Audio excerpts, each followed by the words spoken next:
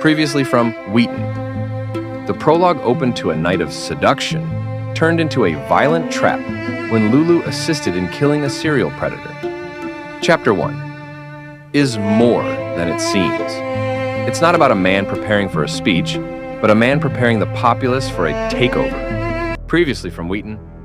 The reason you were asked on the show is to defend us, all of us. Your job is to focus only on this city alone. You understand this, Liberius. He will try to have you defend the Gresham insurrection or the New Ulm incident. We won't do that, will we? Of course not. Of course not, Libby. Chapter 2. Strings pulled. Liberius was introduced to the stage. And now, welcome Director Liberius, the Showman Bravura. Brought to you by Surrogate Productions. At this time, several white and gray 30-foot winged, ultra-light radio-controlled aerial vehicles circled all 3 districts, including the town across the river, New Stockholm. These flying vehicles looked like a cross between a vulture and a pterodactyl. People in the know called them dactyls. Smarter people ignored them completely. The aerial vehicles glided by a slow-moving aeroplane flying by with attached signs for half off of Baxter's Steaks. Roosevelt monitored the dactyls on a handheld controller with a black and white display. Offerman's pseudo-English accent filled the nearly empty auditorium. The television viewers on the outskirts of town could still make out his buck teeth from the grainy TV signal, and the majority of the radio listeners heard Offerman over the crackling static. Liberius spoke to Offerman while the men's microphones were silent, and the cheesy introduction music was playing.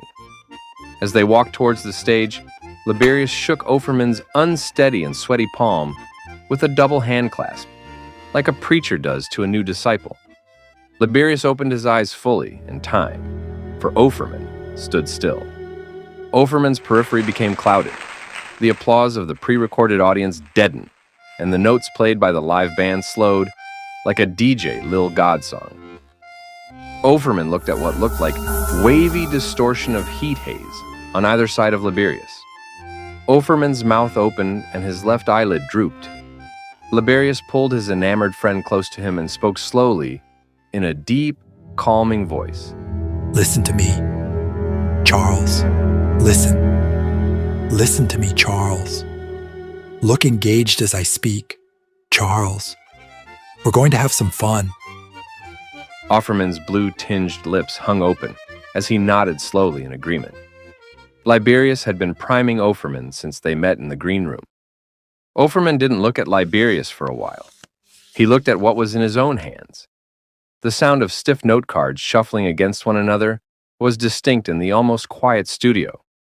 Offerman nervously rearranged his cards, labeled with his talking points such as the collapse of the American Empire, caused by LNIs, hypnotized labor/New World slaves, Terran brain drain to Dyson sphere, American caliphate.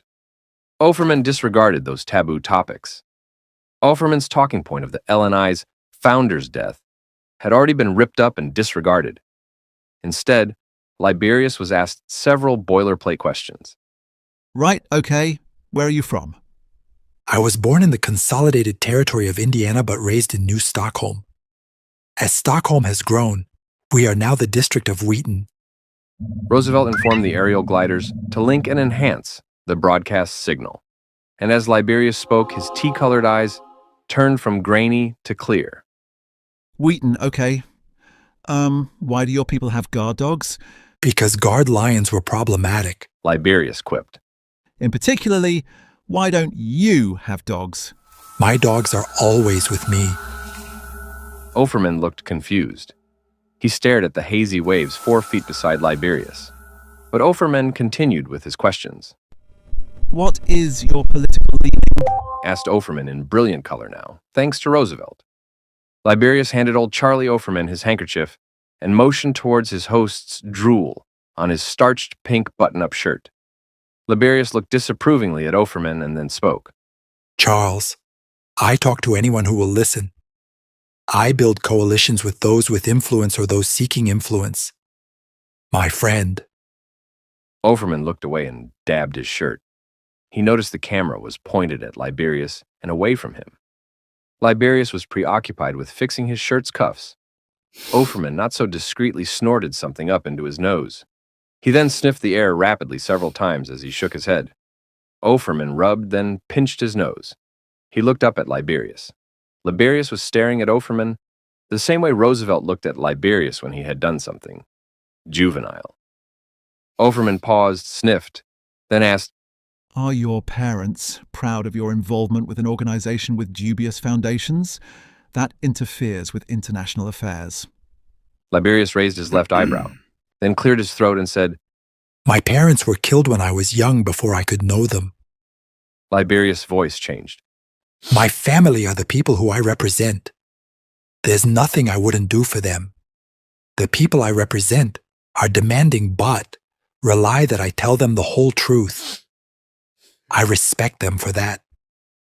I am judged on my results. As Liberius talked, Offerman's head bobbed and followed Liberius's hands as they punctuated his final words. Offerman looked drunk. His eyes were bloodshot and watery. Offerman's jacket and vest were opened. His black athletic socks had fallen down. Offerman's left eye's blood vessels were broken. The pool of bright blood in his eye made his eye look like a maraschino cherry with a green cocktail olive center. Offerman looked at his shoes, and he twitched erratically. The stage director pointed his index finger towards the sky and made several circles. Charlie Offerman looked up and sputtered out, We'll be back after these messages. Liberius looked at his host from his penny loafers to his shaggy, disheveled hair. He looked indifferent. Liberius brushed red hairs from his sleeves, adjusted his belt, walked away from his host, and made a conference call a few feet away from his chair. A dark, round, gleeful woman with natural hair wearing a janitorial jumpsuit walked up to Liberius. Oh, my lord. Liberius snapped a photo of the two with a thin camera. She hopped and let out a sound of giddiness. As she left, she almost ran over one of Offerman's makeup artists. Several makeup artists worked on the daytime host's melting face. During the commercial break, an advertisement was playing in the imperial states of Deutschland. A little boy sat in front of a black and white color television console. He patted the family cat and chewed on some Schaumkusse candy. The boy was a mess. German chocolate and marshmallow covered his thin lips. The little boy's mouth opened as he watched a sleeping Lulu being ferried away in the murked-out 17. The vehicle's windows rolled up as Lulu zipped away. Violins, violas, and horns played, while a woman whispers, Präsentiert von Wheaton Technology. Begleiten Sie uns. The commercial ended, but the boy repeated Begleiten Sie uns. The boy's mother yelled, Heinz, your son is a mess again. Do something about it. Sitzpinkler. While Liberius's back was turned, one of Offerman's assistants tried to give Offerman a bump of sugar-white cocaine off of the inside of his thumb and index finger. Liberius whirled around and cocked his head towards Offerman and shouted, No! His voice was loud and deep. His voice filled the set. The assistant stopped and pissed his pressed green polyester pants. The janitors and other linny workers kneeled.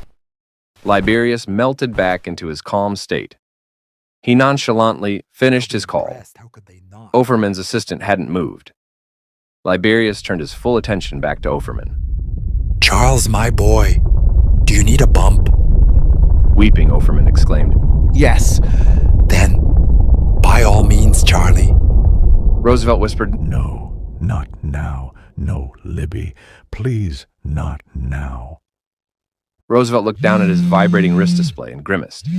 After another quick snort, old Charlie Offerman was back. As the stage director counted Charlie in, Liberius noticed that his puppet looked normal, pink-lipped, no snot nor drool dripping from his nose and mouth. Charlie just had a constant and obvious coke-induced sniff. The stage director said, We're live in 2, 1, and then pointed at the host.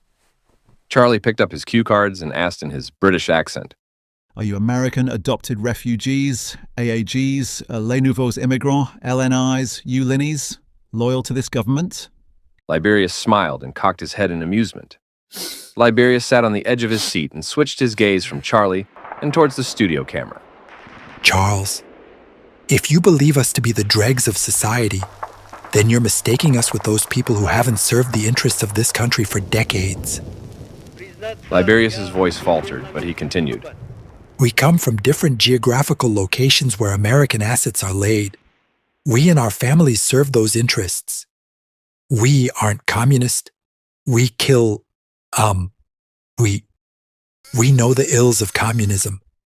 All of us have sacrificed life and limb for this nation. Our deeds speak for themselves. We are patriots and loyal to the ideals of this troubled and great republic. It's Charlie, not Charles, said Offerman. Sure, Charlie. Our loyalty was proven by The blood. camera focused closer on Liberius's face. Though we hail from all corners of the world, we are not citizens or have all of the privileges of citizenship. Our loyalties run deeper than most. Charlie attempted to interject, but was cut short when Liberius said, Hey, in a disappointing tone. Liberius continued, so we combined our talents, huddled together because no one here wanted us. One against all affronts we were, still are. We were just like the good people who are right now huddled in shacks, the so-called Banks bungalows. Fuck banks and They're everyone ignored else. by your government, ignored by your councilman, ignored by your mayor. No, I wouldn't permit this. I resolved to make us one, undivided, finally whole. But what do you expect from a failed, commercial-grade actor? Liberius shook his head disapprovingly. Charlie tried to speak again, but the camera stayed on Liberius. Charlie gestured at the stage director and then the camera to straighten this out. Organizations led by our members have changed and advanced every facet of life, which has earned our town influence of the highest nature. Though we were ostracized from the original city limits, you reluctantly embraced us, hold on to us, because the old ways weren't effective. Your politicians can be bought. Your city's institutions are inept. Your corporations continue to poison its consumers. Liberius paused, crossed his legs, which showed off his three-tone socks, sipped his drink, straightened his tie, and nodded towards Charlie and waited for his host to respond. Charlie shuffled his blank cards and cleared his throat. Wheaton, huh? Okay, sure, potato. You let the races mix. Allow men to marry other men. You upset the natural balance of life. Your people have created Frankenstein-like monsters, turning men into women with balloon-like breasts, fat lips, and large rumps. Liberius condescendingly said, Charles, are there medical professionals that conduct fringe medical procedures on fringe clients? Of course there are. I've known men without limbs who have had their hands, their legs replaced. I've researched instances where people's lives were extended, changed, made whole again, due to cutting-edge medical procedures performed by doctors trained in our halls. But it's the fringe that's what you want to focus on? The sensational is entertaining, but doesn't represent the vast majority of health professionals that provide the best care in the world when compared to others. This guy, huh? This ain't an infomercial, Charlie said. Liberius pursed his lips and shooed Charlie's comment away. The mixing of races.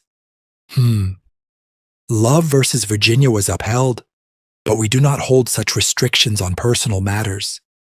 People under our organization's protection are treated as collaborators. Partners who uphold our code as well are provided with equal opportunity in accessing affordable health care, excellent education, and good jobs. Their private lives are just that, private. With this system of meritocracy, of equality, we have mitigated strife due to man-made, misguided, immoral policy. Liberius's hands moved in concert with his words. Under our care, all are judged by a Confucius style of merit. Success can't be gained by what the philosopher Aylmer dubbed the unholy three Ps: patrimony, patronage, and purchase. Charlie's eyes followed Liberius's glowing wrist as he talked. Under our rules, you are judged by deeds, not by blood. Charlie shook his head. He blew and rubbed the tip of his nose rapidly while looking downward and laughing. You see, you people are radicals, perverts, socialist and disruptors. You can't blind me or us with this socialist smokescreen. Charlie pointed to the camera and then straightened his jacket. Back to the main topic, Mr. Bravura. Do you think children of different races should be intermingling, or having the gays kissing in public is good or normal? Liberius uncrossed his legs, took a sip of his complimentary bourbon in a low ball glass, and then sat at the edge of his seat. Liberius replied, My people have always been industrious. We can execute the plans others dream of. Charlie interrupted. Word salad. All right, okay, then solve the Negro problem in whole. In a mocking voice, he continued, Take in your burdensome, violent, reefer-mad brothers into your halls and off the streets of Murderapolis, just one city away. Liberius scoffed at the words reefer mad. Do you discriminate against your own people, sir? It's Mr., not Sir. Charles. Liberius stared at Charlie for a moment. You see, Charlie, dealing with people. It's hard. Dealing with people with a wanting, a needy disposition is much harder. Liberius waved his hand as if he was shooing a bug away. Traditionally, we don't proselytize, Charlie. We're the opposite of a nanny state in Wheaton. In Chicago, Indianapolis, and Cleveland, LNI, funded labor commercials aired throughout the day. Each commercial ended with, Wheaton has real jobs. Wheaton wants real workers. Join us. Offerman snickered at the new name of New Stockholm, Wheaton. Liberius ignored the host. He straightened his tie and continued to talk.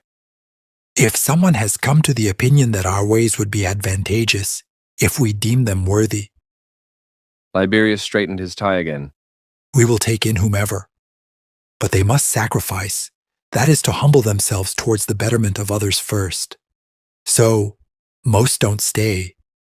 Our standards are high, unyielding, prosperous. That's something we can both agree on. Charlie said gleefully. Your standards are unattainable. What a scam job. Most of those people would rather stay on welfare and suck off the public tit. I guess they must follow their natural instincts and cling to their former masters. Charlie, your father applied to our schools 30 years ago. He stayed until his second year to grad work. Charlie shook his head as Liberius talked. There was a framed old black and white panoramic photograph of a young Charlie Franklin Offerman Sr., seated on the desk of Wheaton's head of education, snorting his unique mixture of phosphodiesterase 5 inhibitors and methylphenidate, which she dubbed the forever orgy or fuck dust, off of a post-op transitioning woman, pharmaceutical student's stomach. The pharmaceutical student was in mid-laugh as her hair extensions were flung forwards, obscuring her face. Her sweaty scrub's top had been pulled up, and a pile of the powder sat in her belly button. She wore only one diamond-studded high-heeled stripper shoe, and a party of overworked students raged behind the two. In mid-snort with a concoction off of his friend and lab partner, Charlie Franklin Offerman Sr. gave a thumbs up. Afterwards, Offerman Sr. established his successful pharmaceutical company, Valtrex. Off of this, the erectile enhancement drug now in pill form, Lesurome. In the elite classes, few stay in the academy, but that should be expected. Liberius said. It's a falsehood to think all can become elite. Charlie snorted. Another lie. My father would never take a handout from people like you, or attend schools that teach murderers. My father was self-taught and self-made, but David Franks was really a graduate from your cabal. Liberius paused and took a deep breath and let it out through his nose. Our people. AAGs, les nouveaux. Immigrants or not, who come through our doors, who listen, who can retain, who can implement our lessons using their natural talents, can achieve his dreams. Some dreams, such as ridding the world of a serial rapist killer outside of the law, was David Franks. David Franks was a research analyst, a pragmatist, an extremist. Franks was a lone wolf who killed a serial murder that preyed upon this city's vulnerable women. Liberius continued. I've never met the man, but I'd shake his hand for cutting out a cancer in these communities. Liberius raised his finger to stop Charlie from interrupting. That serial killer claimed the lives of many women, including the mayor's daughter, Vanessa Banks, who was no friend to us. Excerpts from chapters 3 and 4. Miss Banks, you know, you do look like the lieutenant. Lulu will need to start walking as soon as possible. We will assign her a PMD immediately. We're killing ourselves in order to kill people like you.